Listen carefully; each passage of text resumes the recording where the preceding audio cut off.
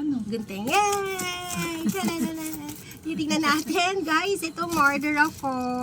Kasi bumili ako sa, pin-order ako ng auntie ko. Kaya lang wala akong ma-partner dun sa aking damit. So, titignan ko. Ito yung in-order ko. Maliit. Kailangan medyo may konting takong. Ayan, syempre sandal siya. Heels naman yan. Hindi, konting takong. Ayoko yung sinasabi niyo na malalaking takong. Ayoko rin. May edad na kasi ako. Ano na payat? Pangit naman yung mapayat. Ito, pampayat. Ayan, guys. Ay, bakit mabuti nga may kwentuhan? Tingnan natin kung ano. Ang gagawin natin dito kung maganda pa siya sa akin. Ay, jaran!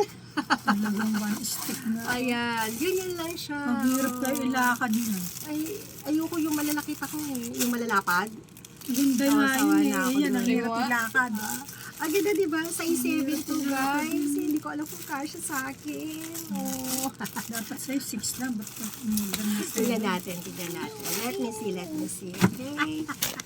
ganyan, pero hindi naman ganyan na Ayan, guys, tingnan natin. Hindi size 7 nga.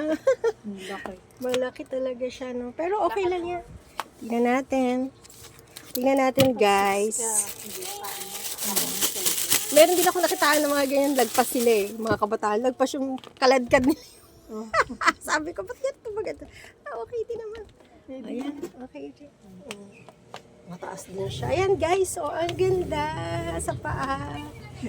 Kasi yung slacks ko, tayo yung susuot ko yung slacks ko, ha? Gusto ko yung malapad. Ayoko ng ganyan. Okay na to sa Pero okay naman sa rin. Ayan, saan lang muna. Yan, Sige. gusto. Guys, tignan mo, ha? Magkano yan? Ayan, ang ganda, Magkano diba? yan? 265. Okay na to. O, tignan mo yung... Ganyan, guys! Ayun, shoes ko. Ayun. Hindi naman. Guys, kita nyo. Diyan ko siya pinartner. Sa aking slacks. Pang church lang ba?